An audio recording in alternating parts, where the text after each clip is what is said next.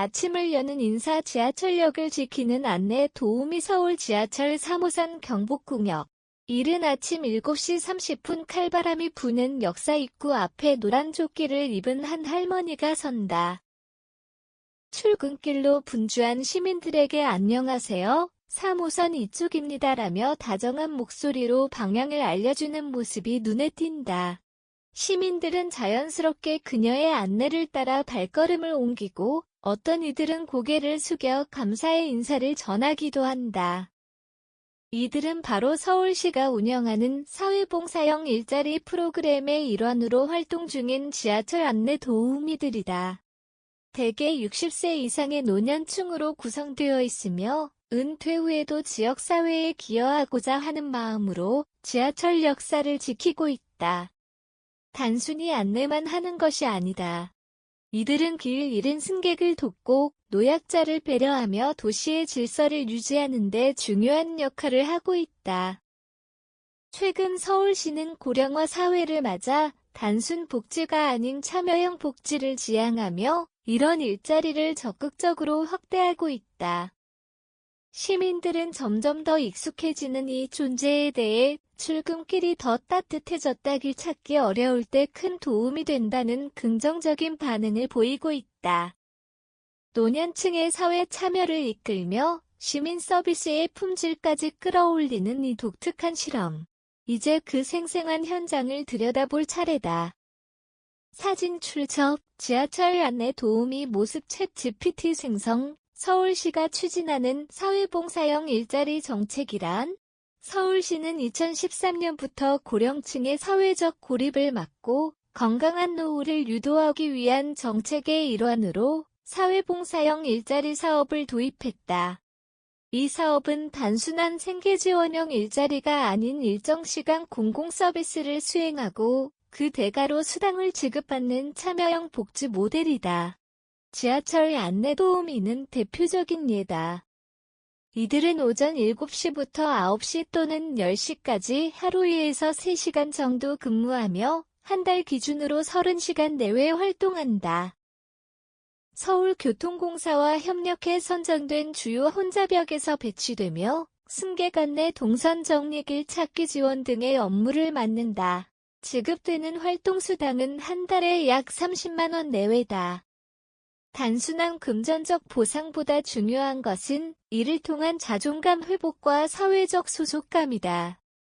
참여자는 대부분 65세 이상의 고령층이며 자격 요건에는 기초연금 수급자 또는 중위소득 이하의 시민이 포함된다.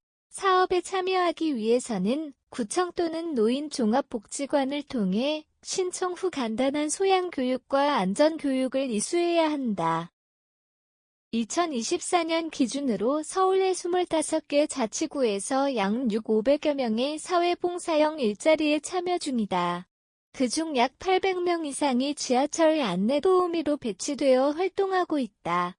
서울시는 이 사업이 노년층의 사회활동 참여 확대, 도시 내 공공질서 개선, 지역 공동체 회복이라는 세 가지 효과를 동시에 기대할 수 있는 모델이라 판단하고 있다. 이 사업은 단순히 100/1이 있는 100/1을 만드는 것이 아니다. 이들이 시민의 생활을 직접적으로 돕고 도시 환경의 품질을 높이는 주체로 자리매김하게 되는데 초점이 맞춰져 있다. 안내 도우미의 하루 현장에서 본 생생한 이야기. 서울 지하철 5호선여의 도역 오전 7시.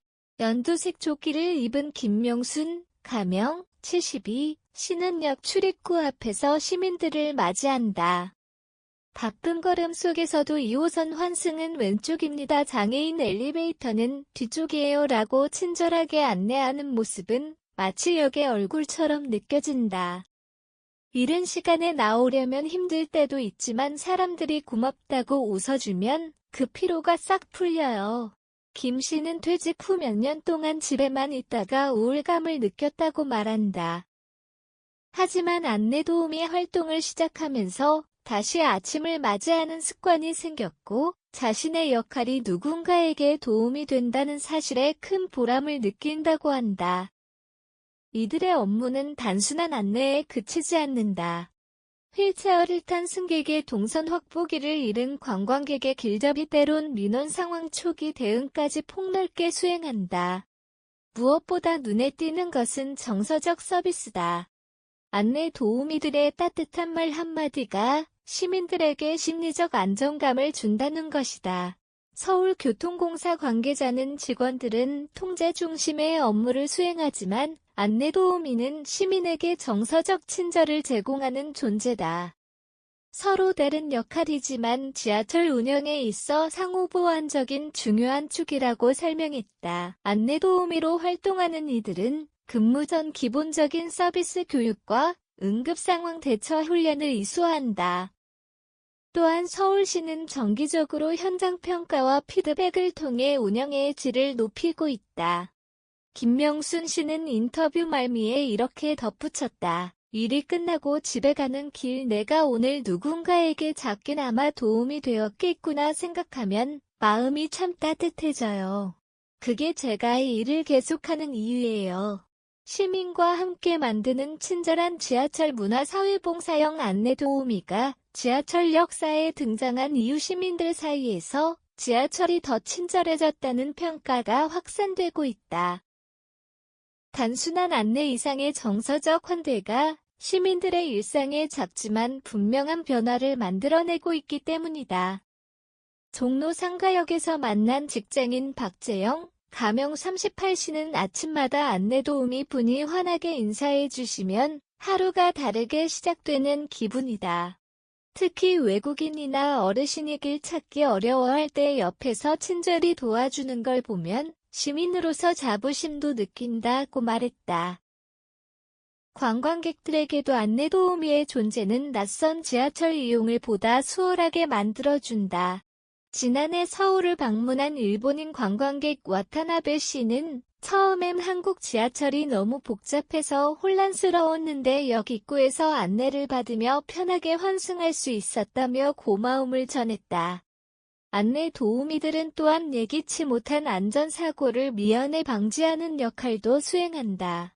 환승 통로에서 넘어질 뻔한 승객을 붙잡거나 미아 아동을 보호해 부모에게 인계한 사례도 종종 보고되고 있다. 이러한 활동은 단순한 안내를 넘어 공공의 안전을 지키는 시민 파수꾼으로서의 기능을 보여준다. 지하철은 하루 수백만 명이 이용하는 대중교통의 핵심 공간이다. 이곳에서 안내 도우미들이 실천하는 작은 배려와 따뜻한 시선은 서울 시민의 일상을 한층 더 인간적이고 따뜻하게 만드는 변화의 시작점이 되고 있다. 고령사회 공공서비스와 일자리의 새로운 접점. 대한민국은 이미 고령사회에 진입했다. 65세 이상 인구가 전체의 17%를 넘어서며 노년층의 일자리 문제와 사회적 역할에 대한 해답이 절실한 시점이다.